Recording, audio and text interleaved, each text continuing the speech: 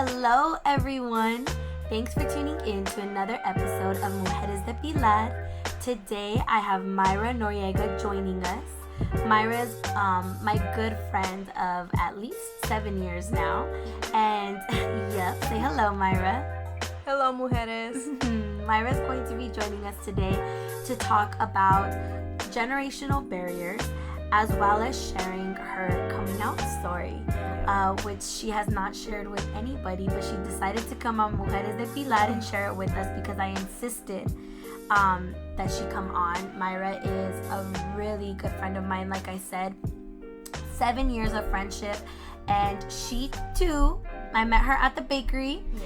And she was actually the first person that I ever met at the bakery. We started work on the same day. Yeah. We both got in trouble for having nose rings. I don't really know where our friendship started. I think that because she's the first person I met, I just like attached myself to her like a tick. Yeah. Like a tick. I was just sucking on her life out.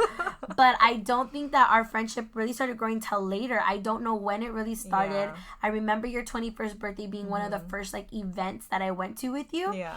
The shared birthday. A shared. I wasn't happy about her 21st birthday because her name was not on the poster sign thing. I was so upset, and that's how I knew I loved you, because I cared so much about it. But here we are, 7 years later, lots of memories later. Mayra is just so important to me. I knew I needed to bring her on Mujeres de Pilar because her story is so important to share.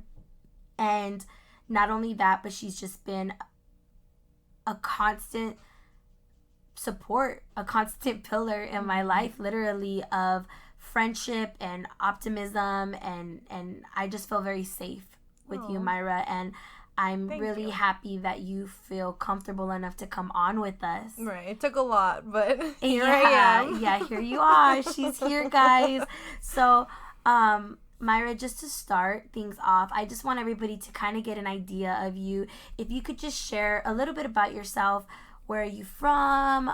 Your background, just some of those facts. Yeah, LA, born and raised. Whoop, whoop. All day. I have two parents who are immigrants.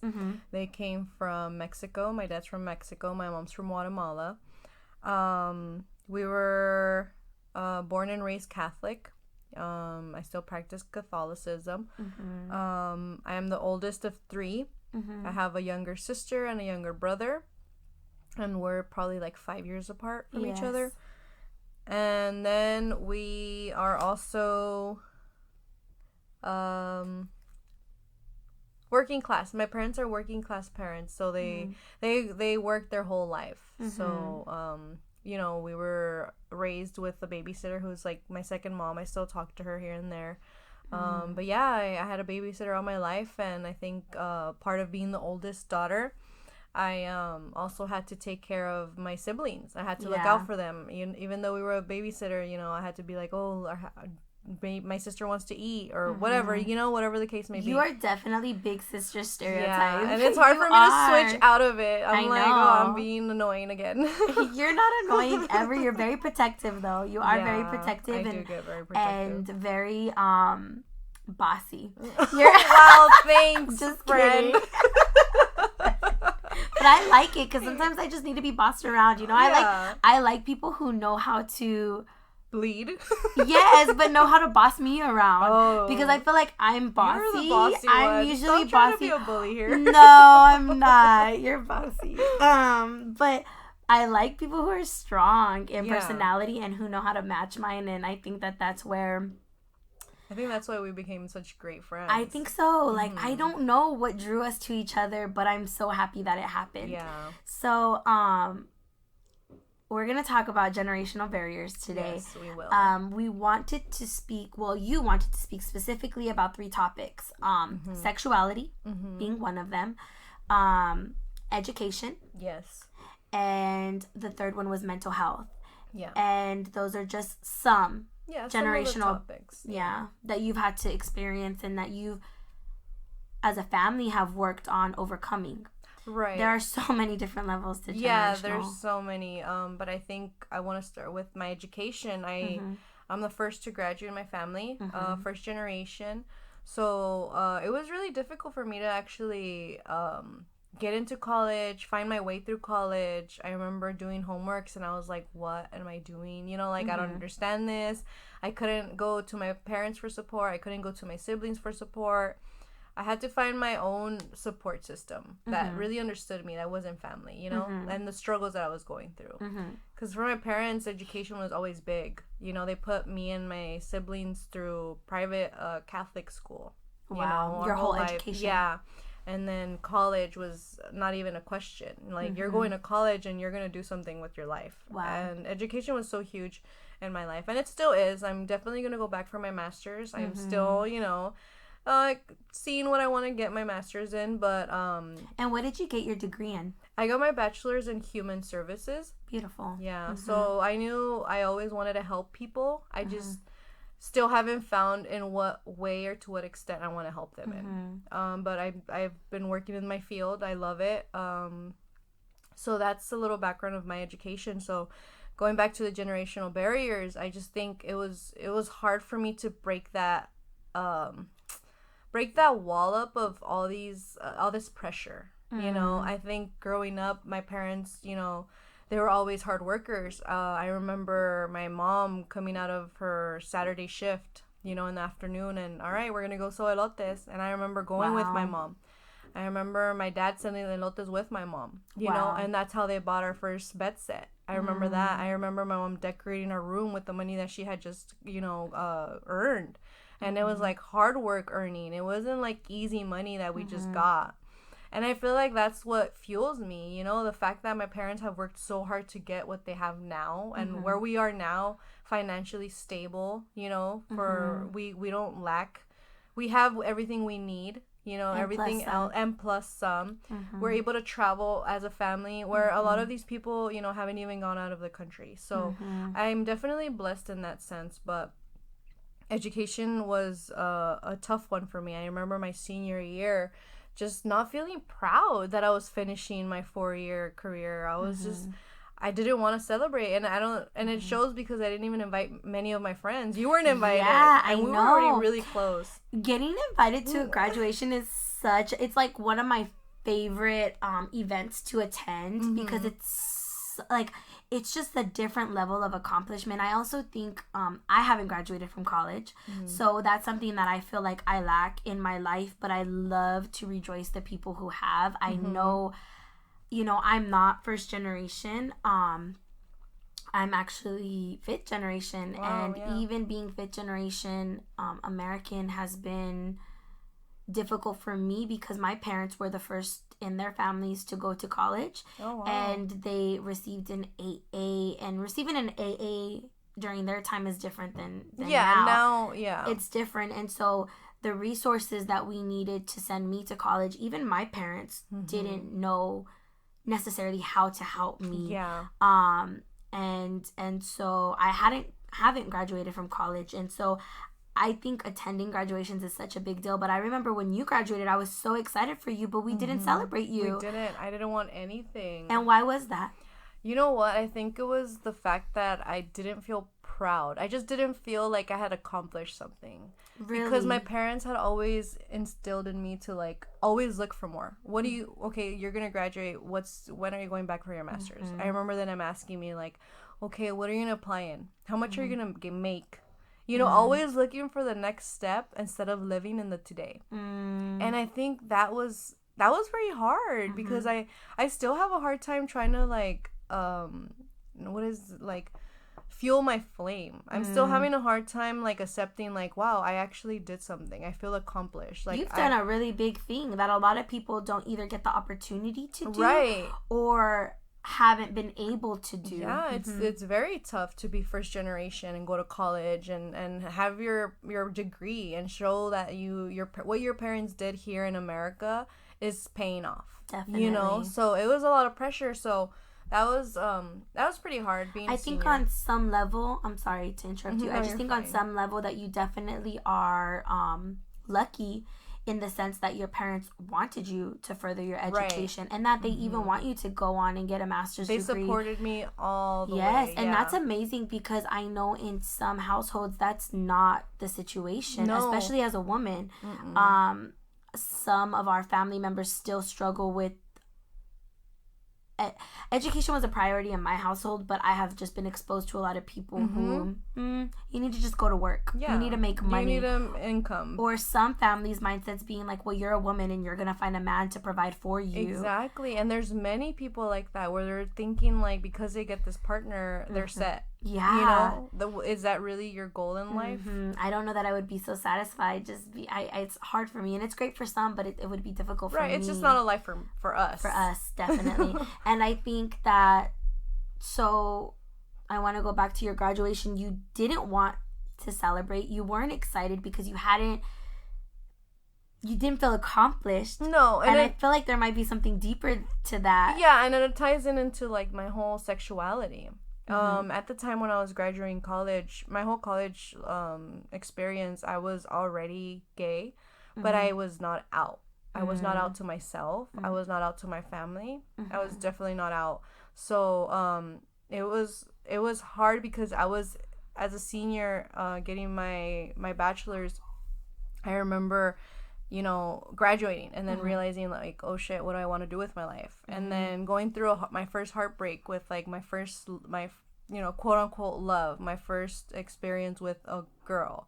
So it was on top of that, and then on top of like, I haven't came out. I know I'm gay. So all these things were just in my head. So even though you had just done something very big, you couldn't really celebrate because you still weren't at a level where you were accepting yourself. So I would think on some level you weren't satisfied because you weren't really able to live your true life. Your true I didn't self. feel like I was living my life. I felt like I was living the expectations that people had put on me. I felt like I had to reach these goals because that was what's gonna make me look good, or I'm gonna have a future. Or when you decided to pick your degree, I know that you've mentioned to me like you've always wanted to help people, right? And that's why you decided to get your degree. And initially I wanted to do social work, but I remember just thinking like, I just don't want to do social work though. Like, not just social work. You want something more. I want to do psychology. I want to do sociology. I just want to do whatever involves working with humans. Yes. And of course, human services itself, it's all that. Social work, psychology, sociology. And I only picked that career out because I remember I went to my counselor at the time, and I took that test where like they tell you like, if you're struggling with like what you want to major in, they give you this test of random questions, and then they give you like the results, and it's like your top 5 job careers that you might be good at, right? My first one was joining the army, or really? Yeah, it was weird. Second one was being a cop, and then third one was being a social worker. So I was like, okay. So then I was like, well, I don't want to be just a social worker. I would love to be a cop. Who knows? So yeah, that's how I picked human services. Wow. Yeah, that's interesting. Yeah. I was wondering how you came to that. Right, it's very random because not a lot of people like human services, like what's that, or what is it's just not one of the degrees that you hear the most of, but it's a very important one. Right. Yes, and I think the work that you do is very important in the community as well. So I want to go back a little bit to your sexuality. So I know that this isn't a story that you've shared with anybody, really, and you've decided to share it with me and the mujeres listening. And the world. Everybody's listening to my podcast. No, I wish. But I felt it was very important because I did watch you go through your process. You did. You met me when I was straight. Yeah. Okay. When I met Mayra, you guys, oh my God. She liked guys and she was dating guys. And I was uncomfortable with the idea that she was dating guys. And I remember you getting so upset with me. Yeah. And it probably wasn't my place. I was young and too outspoken maybe. But I had to tell Mayra that she was gay. And reality check. I did. I remember being at my house. We were at our house. I think we were at my house or in the car. Yeah. And I was just like accept it. Like, you are gay. Like, you do not like guys. Like, I'm freaking overhearing about these dates that you're going on with these guys that are making you feel uncomfortable. I was not having it, and Mayra was so I got pissed. so mad. I was like, I'm not gay. Yeah, you were so mad. You were in denial. And our other friend Marilyn was like, dude, like, you can't say that. You shouldn't say that. And I'm like, no, it's the truth. I know it. And I honestly don't know how I knew.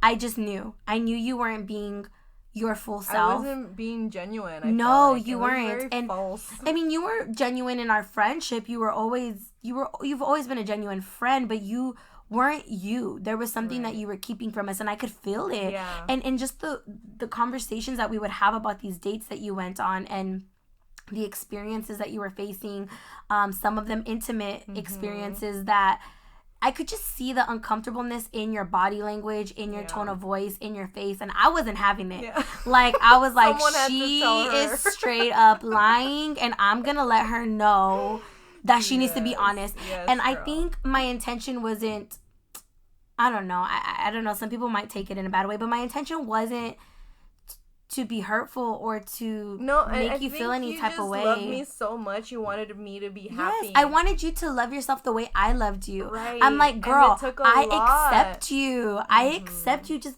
be you already. Cause shit, like, I can't take this anymore. It was tough to be around. It was hard, and it was emotional because you weren't happy. Yeah. And so it was hard for you to tell us. It was hard for you to accept it yourself.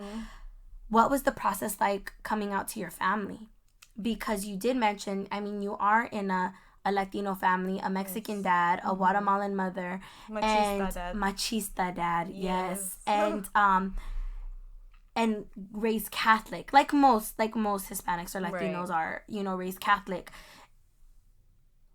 And I don't know, what was that like for you, Mayra? Because I don't imagine that being easy. It was far from easy. Actually, it was the hardest thing I had to do.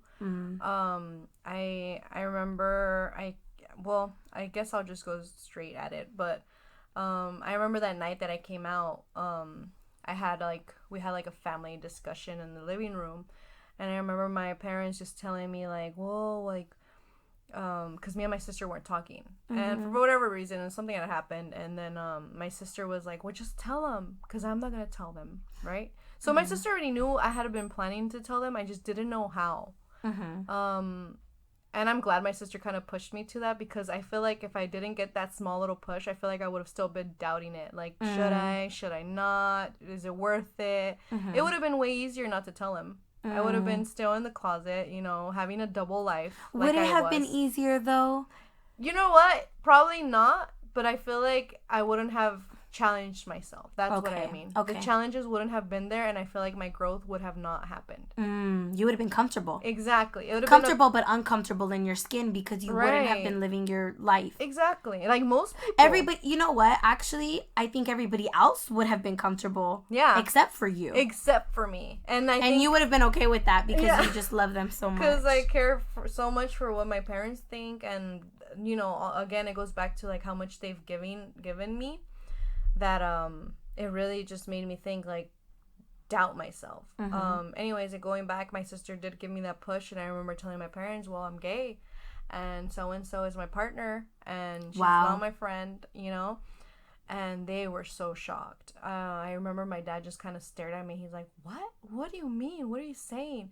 I remember him asking me, like, well, how long have you known? What happened? Or how come you didn't tell me? Like, very just irrelevant questions, right? And I was like, what do you mean, why I haven't told you? Like, I'm telling you now, and look how you're reacting. And then my dad's a screamer. Like, he will scream. He talks and he screams. So when he's pissed, he screams even more. So it's scary. It's intimidating. It makes you want to shut off everything that you're trying to say.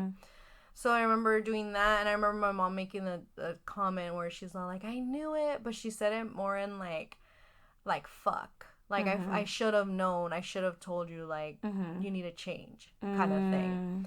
And I remember that's the last thing I heard. I remember just leaving my house, and I left, and I remember getting in my car, and I was like, after I left from my house, I felt like I could breathe. I felt like so much weight from my shoulders lifted. And I feel like everyone says that. Like, I feel like a lot of people say that when they're coming out. It's like, oh, I get a breath of fresh air. But it really is. It feels like you're finally being true. You're finally being genuine. Because even though you felt that, I don't know, like, I feel like maybe your parents had some type of resentment towards you because they didn't expect it. Right? They felt maybe like their you whole weren't life, being honest with them. They raised this daughter like, oh. You weren't who they thought you were. Exactly. But even though they were giving you those feelings, you walked away thinking like, yes, I finally said it.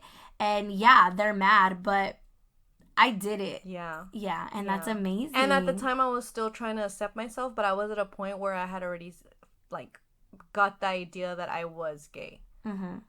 It still took a lot from there. That was just the beginning, actually. What's the earliest that you remember having feelings for women? Because obviously it's natural. You've always felt it. And I think like most kids, maybe we start feeling, you know, a certain way towards, you know, either women or guys, probably like around 12 or 13, right? That's kind of, I feel like that's the normal age that children start to feel these feelings that they didn't have before. Do you remember your first, I do. No, I remember, it was definitely in middle school, but because sexuality was not a topic ever, I was so like, well, in your household? Yeah, in my household, even out. Like, I didn't see gay friends. I didn't see gay people. I went to a Catholic private school, you know, kinder to 8th grade. And it was until high school where I actually, like, felt like I was meeting, you know, regular people. Because private school, you know, believe it or not, it's people that are privileged to go there because you pay tuition. Your parents have to sacrifice their time, their hours, donations. Like, it's not just, let me just take my kid to a private school. Like, your parent has to want you there. Yeah, even when I was taking, like, catechism classes as a younger child, my parents, I never went to Catholic school, but I took a lot of classes to, you know, get my sacraments done. Yeah. My parents had to donate a lot of money, donate a lot of time. There was a lot of fundraising that went into it. So it definitely is a privilege, you know, growing up. But it's something that our parents are worth. I mean, they're willing to sacrifice because the religion is so important in our culture. Exactly. And I feel like they tie it in with like, well, we loved you. You know, we put you in private school. We loved you. Like, that was it. And I don't regret. I love my experience with private school. I don't regret it. I just wish they would have seen me for who I was as their child. Well, because it didn't expose you to a world that you had to later on expose yourself to. Yeah. It's really crazy, you know, as far as you saying, like, sexuality wasn't a topic that you talked about. But sexuality is, like, not a topic that a lot of Latin families talk about. Right, in general. Sex, sexuality, none of that. We don't bring those things up. It's uncomfortable. Hush, hush. Yeah. But they're important topics to talk about. Yeah. A lot of our children, I mean, specifically us as girls, like, yeah, I knew I was going to have a period, but I didn't know about my body parts. Right.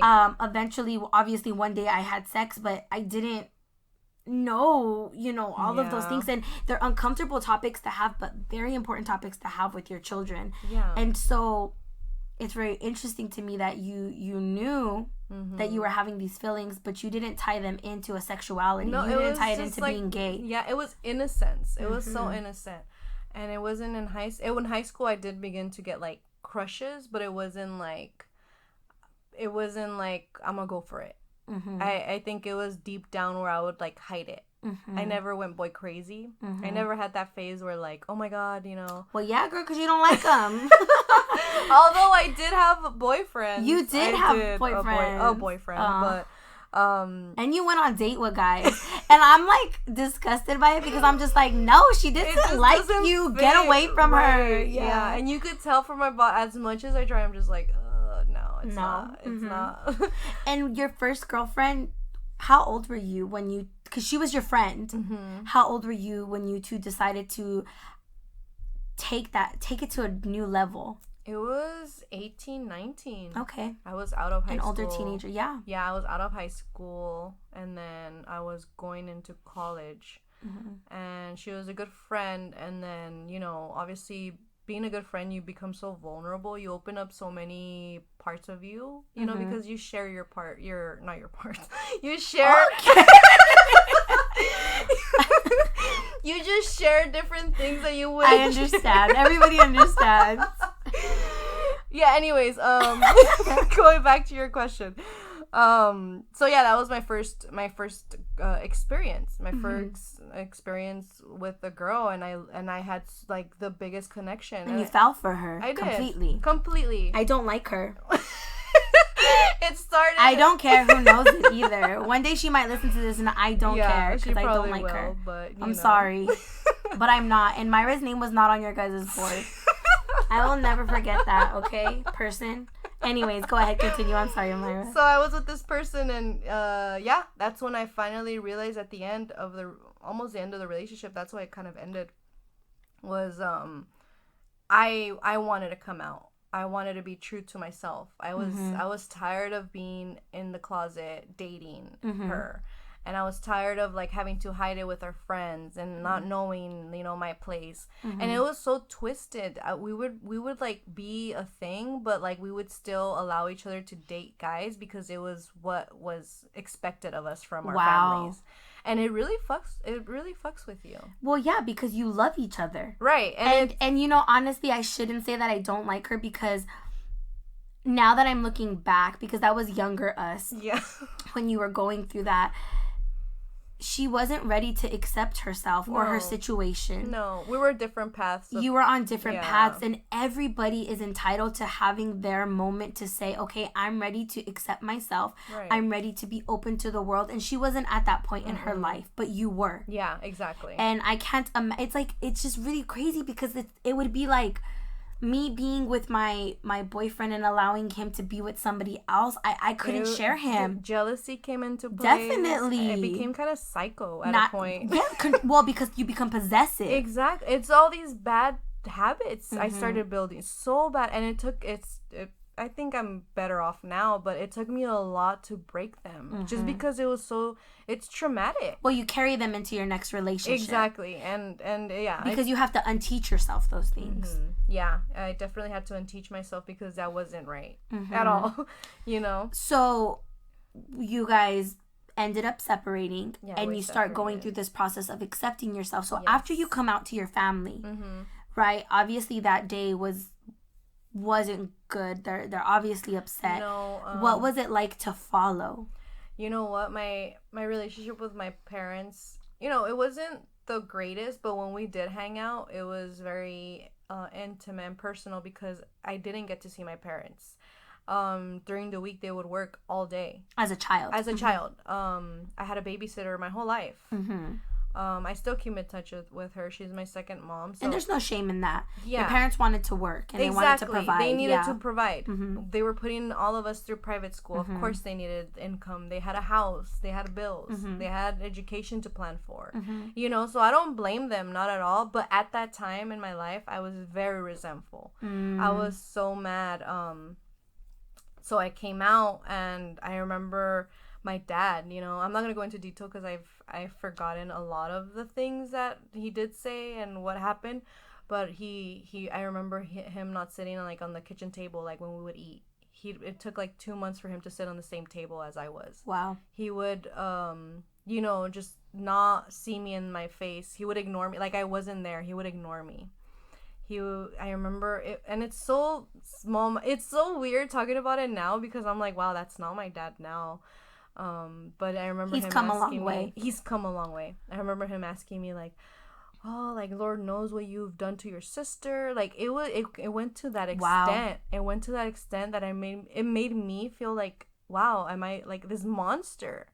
It was so tough. Well, they created a shame. Exactly. It was shameful. Like I felt like I dimmed my light enough. You brought something up to my attention that I think is, it's just it was really hard for me to hear you say this. So your parents, after you came out to them, they wanted you to go to the church.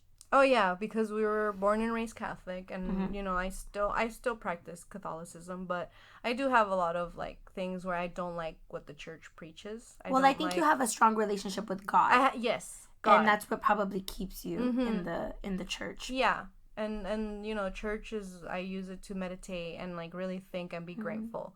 So at the time, I remember I went into this rebellious phase. I had already came out to my family, my parents, and they had told me, like, I don't want to know who you're hanging out with. I don't care who it is. I don't want to see anyone around the house. Yeah, they questioned everybody. Yeah. I remember. Yeah. Well, they didn't question me personally, but I mean, You felt the vibe, I though. felt the vibe, though. Yeah. They didn't trust any of us being with you. One. And before, I would always have friends over. The door needed to be opened. Yeah. Mm-hmm. It was so uncomfortable. If I was uncomfortable before, I was even more now. Mm-hmm. So then...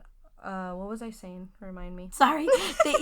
They had you go to the church. Oh, yes. Yeah. So then I was in my rebellious phase. I was probably out drinking, and I see a text from my dad. And this was already like 2 months after we hadn't spoken. And I'm like confused. I'm like, well, what does he want, right? He texts me, and he's all like, well, if you still care to fix what you kind of damaged, now is the time. We're right here in church. It was like a local church that we go to. We're right here in church, and we're about to confess, and I think you should come with us. Oh. So then I was like, well, I gotta go, because if I don't go, it'll be the end of it. Like, yeah, it'll show that I just don't give a fuck. Mm-hmm. Sorry to curse. No, girl, we've already been doing it. So then I go, I show up, right? There I go. And I'm not a big fan of confessing. Me either, girl. Yeah. I started a riot because of it, honestly. Yeah, I'm not the biggest fan, because I just feel like it's not, for me, it's not genuine. It's not real. It's like, I don't trust this guy that I'm talking to. I have no connection with him. I see it more as like a connection with me and God. I could pray about it. Ditto. I'm very, I'm the same. So I go to confession. And at this point, my entire family's already confessed. And then it's my turn. And the priest already knows. Mm-hmm. So he kind of gives me like a little therapy talk of like, your parents are doing so much for you, blah, blah, blah. Already what I was feeling, right? Didn't make it any better. So we get out, I'm like, all right, we confessed. I think this is it, right? No, we come out, and my mom and dad are like, okay, well, the priest wants to talk to us. I asked him to give us some of his time so he could talk to us. And I'm like, all right. So my mom and my dad go in first. And I don't know what they talked about, but I remember when my parents came out, had both been like crying. But it just felt like their whole energy was different. It was more relaxed. It wasn't so... They just seemed like they had heard good news. Mm. So then I'm like, all right, we'll see what this is about. And then it was my turn. And I remember it was just going to be me and the priest. And then I remember my sister being next to me. And then she's like, I'll go with you. And I'm like, okay. And me and my sister are pretty tight. You guys have a very close bond. She was there to protect you. Exactly. So she goes in with me. And, like I said, I did block off a lot of, like, the things that kind of hurt me at the time. But one thing I will take from that conversation with the priest was him telling me, like, starting the conversation with, like, well, do you remember if something happened to you? Did someone, abuse of you? Or, what happened? Like, he was trying to find, like, something wrong. Because in his mind, something happened to make you feel this way. Right. Like, understanding that this is just who you are. Yeah. Right. So then I started, like, kind of, like, realizing, like, well, what do you mean? Like, there's nothing wrong with me. In my head, I'm like, I don't know what to tell you, priest. Because there must be some explanation as to why you feel this way. So he just started ranting, and it ended up with him telling me this, I don't know if it was a theory or an idea of his, of how he views same-sex, and, like, same-sex marriage and, like, same-sex couples and whatever, being in love with the same sex. He's all like, it's like a human being having sexual intercourse with an animal. It's just not possible. You can't do that.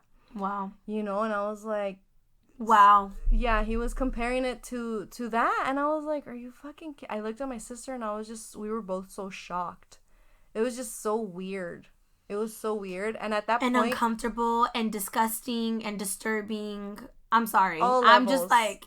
It puts like a total different energy in me because it's so upsetting. Yeah. And here I am listening to this, like, this guy tell me his idea of what same-sex marriage is and what it is. And I'm sorry, but, like, to me, like, my God does not view you that way. Yeah. In the God that I believe in and the spirituality right. that I have, and I know that you know this, but I just want other people to hear it, like, those are not two things that you can relate. Two relationships that you can relate. They're nowhere near each other. Exactly. And it just makes me so angry because it's just people with very narrow minds. Super narrow, super closed-minded people that like are that my parents were actually listening to.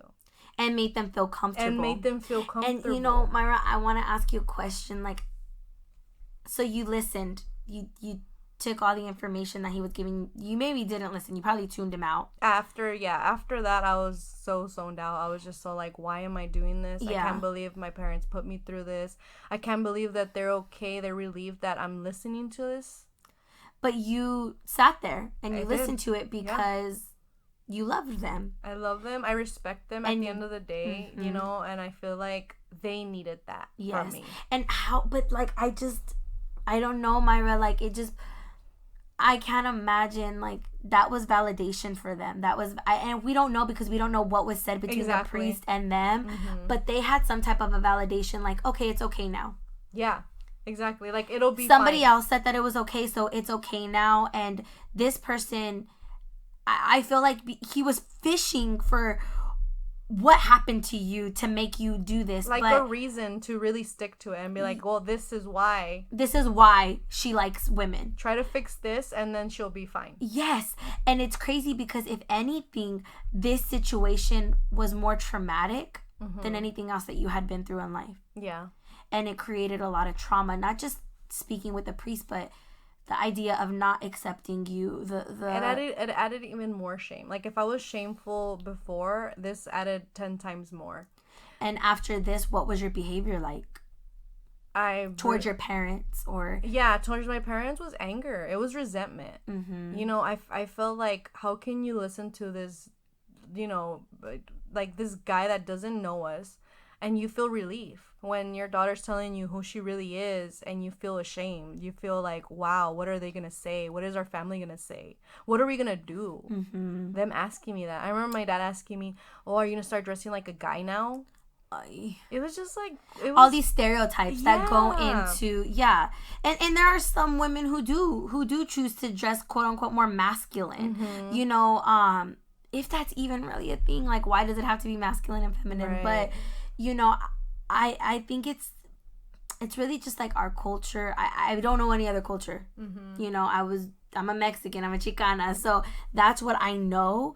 But it's all these ideas that we have to teach our families to unlearn. Yeah. Which goes into the generational barriers, right. Sexuality and religion being one of them. Right. Our religion is what we are raised to obey and to know and not question it. Right. And then we are creating, which goes into your next topic, these mental health issues. Yeah. So then through my process of coming out and accepting myself, I realized I can't make my parents accept me. You know, I can't make them see what I'm seeing.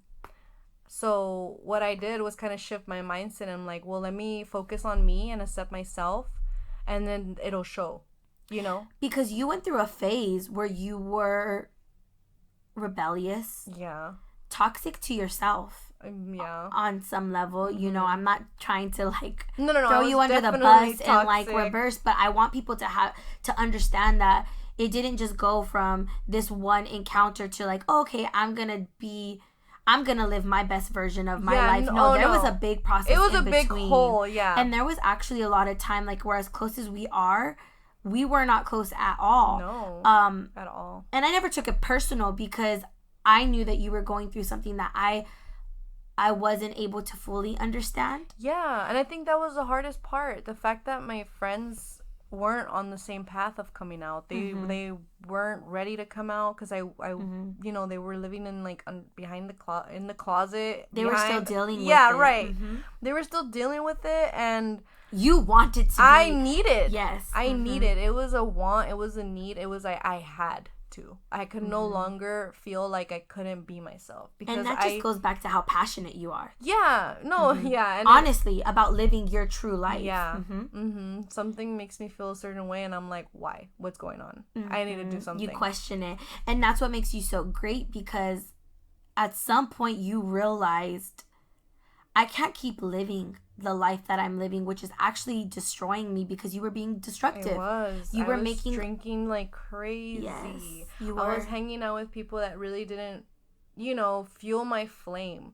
Didn't really inspire me to be more. It was like, oh, well, this is comfortable. Let's just stay here. And at that age, it's so easy to stay there. It's so easy to be comfortable and, okay, well, this is it. This is my life. No, there's traveling. There's, meeting people, doing different things, picking up different hobbies. And I feel like I wasn't looking at the right angle, and I think the reason why I wasn't looking at the right angle was because I just didn't know who I really was. For so long, I was hiding who I really was, that I forgot that person. You were learning who she was. I was learning because for so long I had to hide it. Yes. And my parents never saw me like for the person I was, and I think that was even harder because the minute I started being the person I was, their whole perspective of me changed, because they had their own perspective of that's parents. They have this idea of who we are, and sometimes, and I think I can speak for my family. Sometimes as children, we have to live up to these expectations and these standards, and we don't want to let our families down. We feel like we owe them so much, which we do, because they give so much and they sacrifice so much for us to have a better life. But in our generation specifically, we are all about self-love, about mental health, and these are things that our parents in their generation and the generations before them didn't practice. They never even talked about it. They didn't talk about it. And so I think what I want to go into next is, you saw yourself being destructive and you decided. Yeah, I alone decided. Yes. I remember. I'm going to change. Yeah. I don't know what switched. It was probably the nasty hangovers or the endless drinking. It was so bad where I was like, I need something different. Like, I can't keep doing this. Yes. And what did you do? I started seeking services, and I ended up looking into the LGBT center. And whoop, whoop. Honestly, shout out LGBT Center. And you went specifically to the one in LA. Yes. So I remember going there, and I was looking online before going, and I was looking for support groups. And I found a support group, and it was a coming out support group. So they had different kinds of support groups, but this specific one was the one where it was all inclusive, because they had all women. But I just wanted to do like an all-inclusive. And also it fit with my schedule. But it was a good idea that I went. So I went, and I remember the first time I went, I drove up there because it was pretty far from where I lived. I drove out there, and I couldn't get out of my car because I was just so intimidated by like just the people walking in. Like, people walking in so confident. People just living there, like, trans men, trans women, and just everyone just so alive and like, and it was a center where they had so many other activities. They didn't just offer support groups. They had like, housing. They had like food banks and different things. They just have so much. So I ended up showing up, and I didn't get down. I remember driving the second time, and I finally got down. I found the room, because it's kind of like a secret. Like, they don't tell you online. You have to go there and ask like, hey, where's this support group? Just for whatever, HIPAA, I guess. So I go up there, and it's a weekly thing, and it's not like mandatory for you to go. You just drop in. But you went. I went. You went like weekly. I remember you talking to me about it. I would go weekly. And the more weeks I went, the youngest person I was. And I think that was what made me open my eyes. Because the people that would go there were already like in their 30s. And at the time I was like 22. You were young. I think you were like 22, 21. 20. Yeah, in that time frame. I was the youngest, and I remember the people that would go there were all 30s, mid-30s, 40s. People who had already had lives, right? Marriages. Children. Kids. Yes, they had children. And hearing their stories of like how their children hated them because for so long they raised them to be, you know, their dad, and now this dad decides to, you know, become a trans woman. And it was like a reality check for everyone. And even the person speaking is like, yeah, I knew my whole life, I was just so scared to finally do it. Wow. After you've built this whole life, you know. So that specific support group really gave me character. I think it gave me character. It added to my personality to really strive. Right now that I have the time. Yes. You know, and time is not promised. And I feel like any day anyone could leave. And that's when I realized that I wanted to be true to myself. Whether it offended other people, whether it made my parents uncomfortable, whether I lost friendships, you know. Yes. It took a lot for me to finally switch that mindset. Yes. And that's what it took. And I'm so inspired by you for that. Yeah. Because it's a lot of unlearning things. Yeah. Like, we're raised with a lot of different ideas, and I'm not knocking my background or how I was raised, because I actually am very privileged to have the parents that I do, because they're very open-minded. But the process to accepting ourselves sometimes is really unlearning some toxic behaviors and mindsets that our parents didn't even know that they gave us. Yeah. You know, and without them thinking, like, you know, they didn't know. Yeah, they didn't know. Any better. And I think that that's what's so great. And I want to just encourage everybody who is going through maybe a similar situation as yourself. There are resources. There are people. The LGBT Center being a resource that is so helpful. God, yes. And they have them for, it's not just in LA. There's very, like, Long Beach, Hollywood. There are different North Hollywood, different areas that you can go to. Do not go through these struggles alone. You don't have to, because you are not the only one. And now they started doing like Latinx support groups. Yes. Being gay and being Latinx, and it's like, it's a different level. It's a different level, because then the cultural comes in, the cultural part. You know, being Hispanic, coming from the same background of, like, your parents not knowing. It's different, and that's where, I mean, and I'm sure that in some support groups there's a lot of cultural barriers, because if you're in an inclusive one, there's a lot of different people from different cultures. Yeah. And I mean, you're there to speak your truth, but sometimes people probably have a hard time relating because they're from a different culture where maybe it is a little bit more accepted. And when you're in these Latinx groups, we're all on the same boat. You're on the same boat. You're in the same page. Definitely. And so after seeking help at the LGBT Center and going to these meetings, you also decided to go to therapy. Yeah, I did. That's important, because that's also something that's not talked about. Like, what's therapy? Yeah, no. Therapy's for, like, the people who have more money, or the Caucasian white families, the bougies, But therapy is so important. I think everyone should go to therapy. Everybody needs to, Mayra. Everybody needs to. And so you went another level. You started attending therapy. So I found free therapy. Therapy that exists through the LGBT Center. I'm telling you, they have a huge resource board, and I remember passing by and I just glanced, right? Because I was really, like, I'm a very shy person, so I would really just kind of, like, go to wherever I needed to go and not interact with nobody, right? So I'm over here minding my business, and then I look at the board and I see, like, big old letters, free therapy. And in my head, all I knew about therapy was, like, it's expensive. People can't afford it. People like me, people of color, cannot afford it. You know, we need to put our time in something else. That was my mindset on therapy.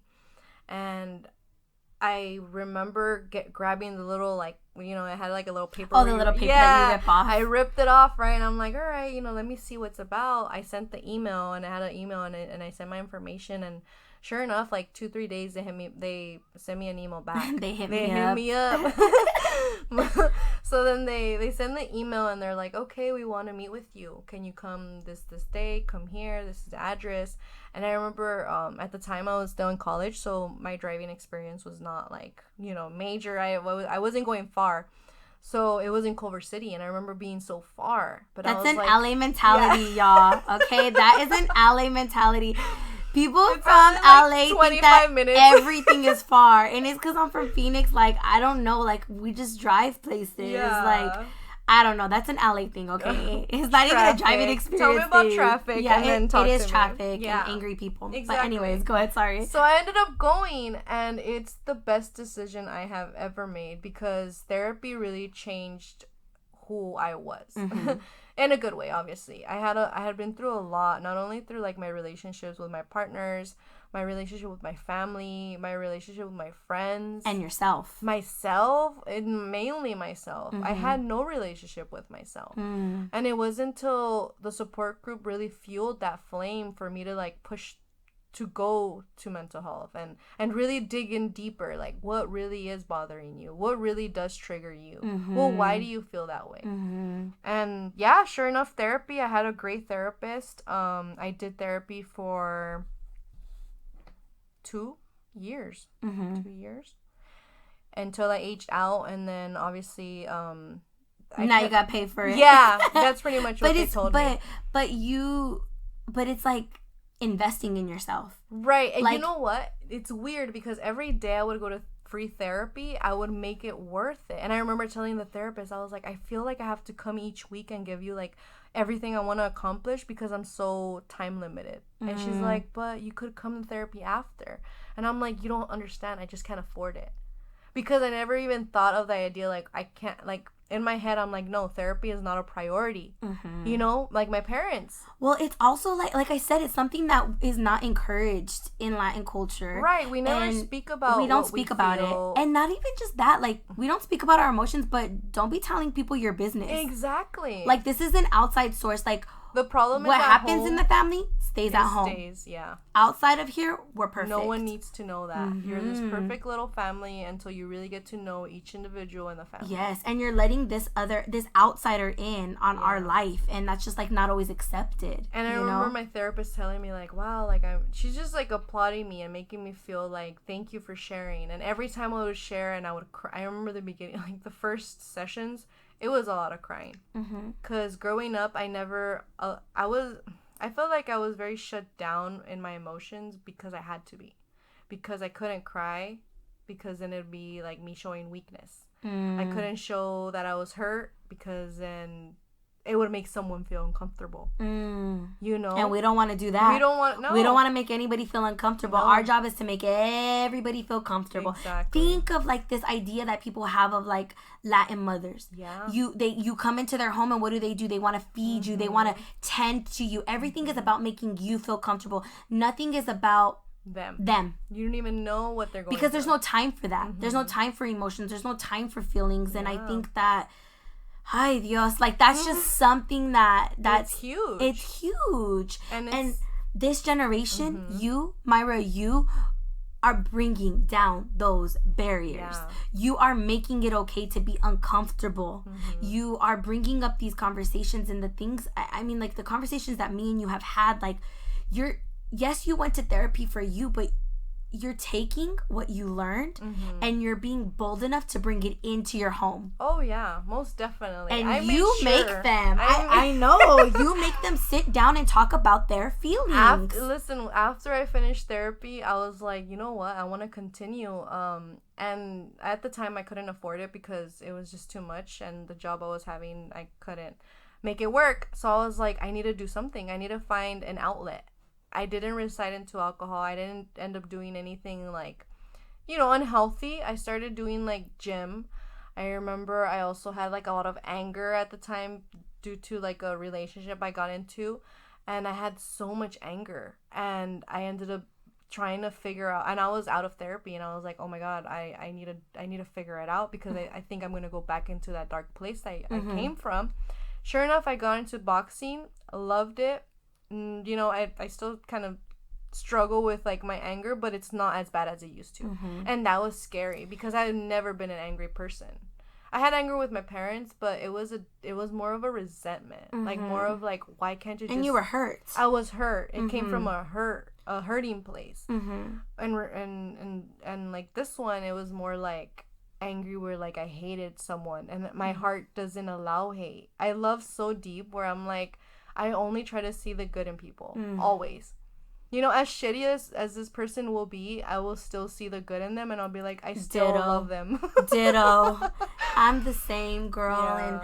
And I don't know. I mean, I think it some might look at it as a flaw. Mm-hmm. I think it's really beautiful to find those people, though, yeah, who are able to find the good in others. It's just so pure, you know? Yes. And I think that I want to applaud you for seeking help, looking into your resources, and then after you weren't able to afford, you know, the help that you knew was important to you, you were like, okay, let me do something productive. Yeah. This is another area in my life that I'm struggling with anger. What can I do to solve this? I got on my 2 feet. And it is like, so easy, Mayra. Yeah. To fall into ugliness. It would have been easy, yeah. It would have been so easy. I would have been comfortable because that was a place I knew for so long. I would have felt like, okay, I'm back here. This is where I belong. And I'm cool here. Yeah. I know that I can be here. Exactly. But you were like, no, I want to be better. I know I have a meaning and I have like a purpose in this life. And it's definitely to help people. And I feel like slowly I've just met so many great people like yourself and people that really fuel my energy and really make me believe in myself, and those are the kind of people I need to surround myself with. And that's something for everybody to learn, right? Everyone. It's not just your coming out story, it's like coming out to be a human, like, yeah, just being a human in general. Like, to be your best version of yourself. You really do. I mean, they say like you are most likely to be like the people, I think it's like the 5 people that you surround yourself the most, right, is who you become, true. Like, because it's your so setting. True. It's your setting. And the thing is, it's really easy to be impacted by negative people. I try very hard, and I know that it affects me sometimes, but I try very hard to continue to be a positive person.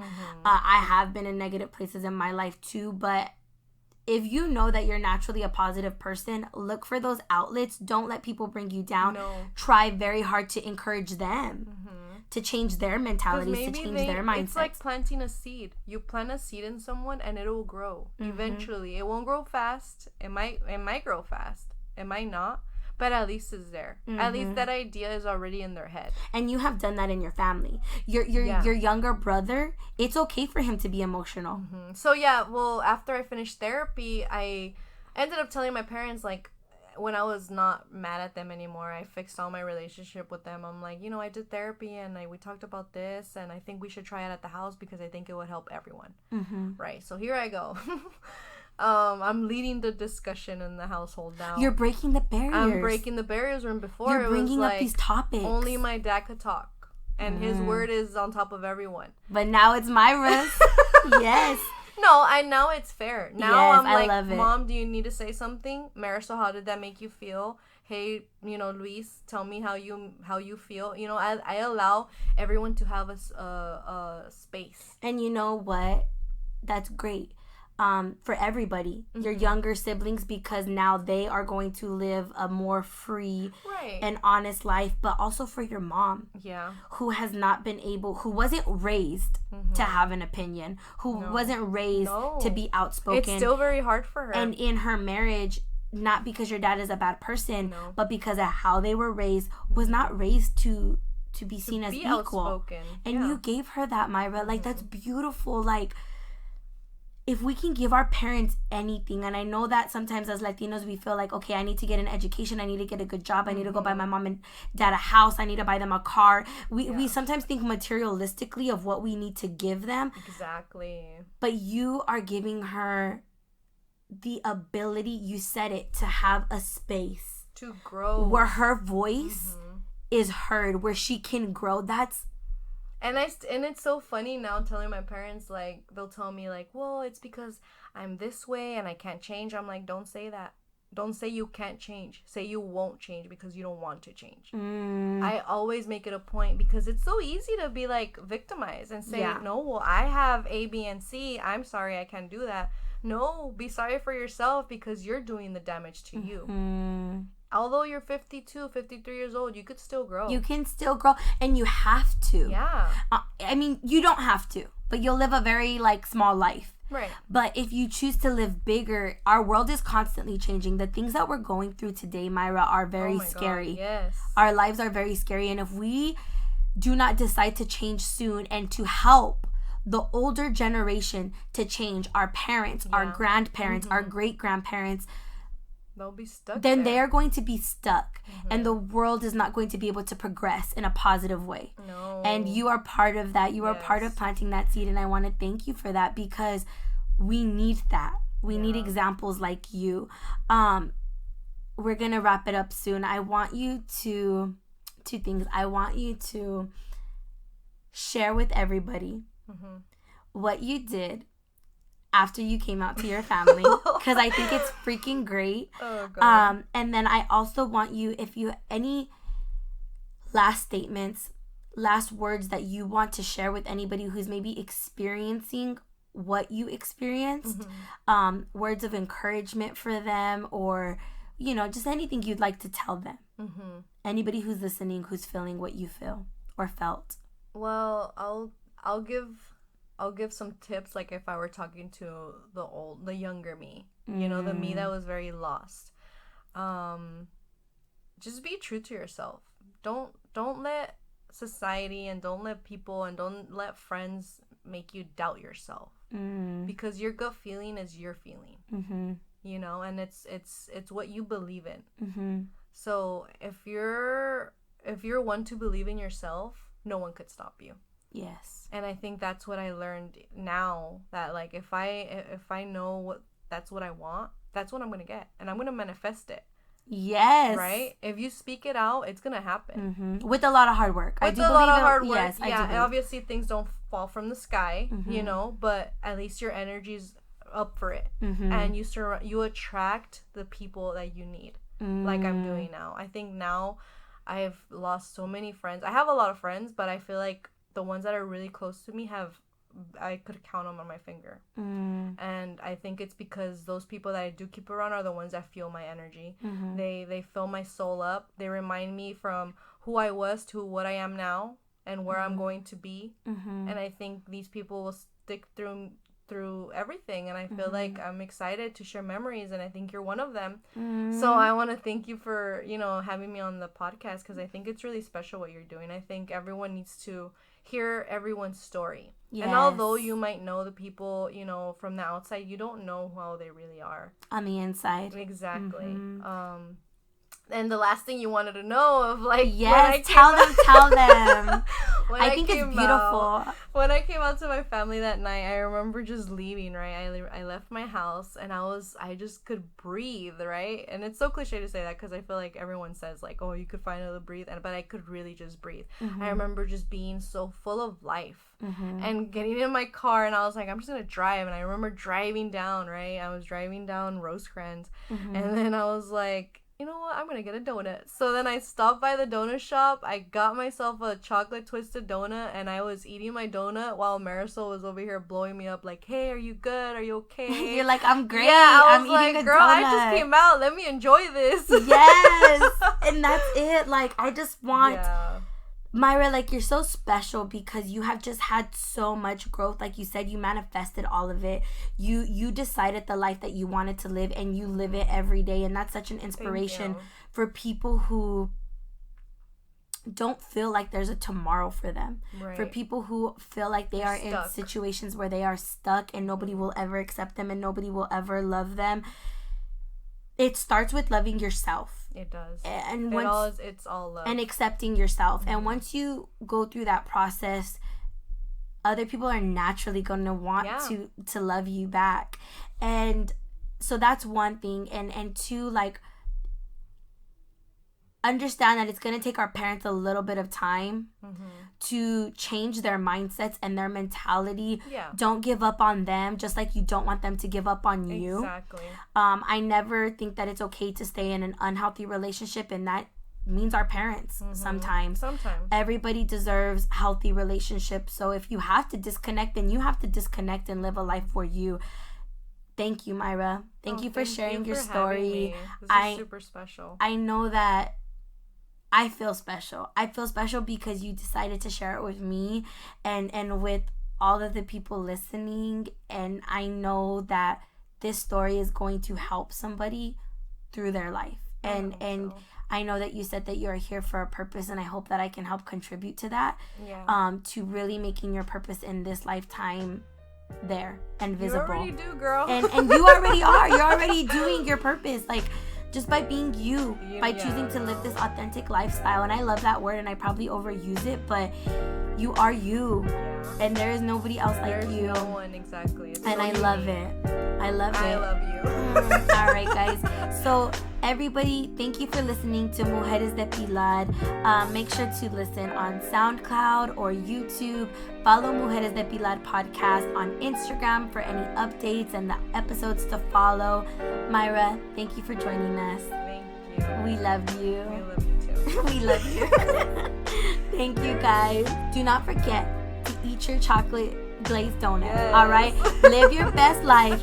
Eat your chocolate glazed donut. Do you, okay? And celebrate who you are. And just breathe. And breathe.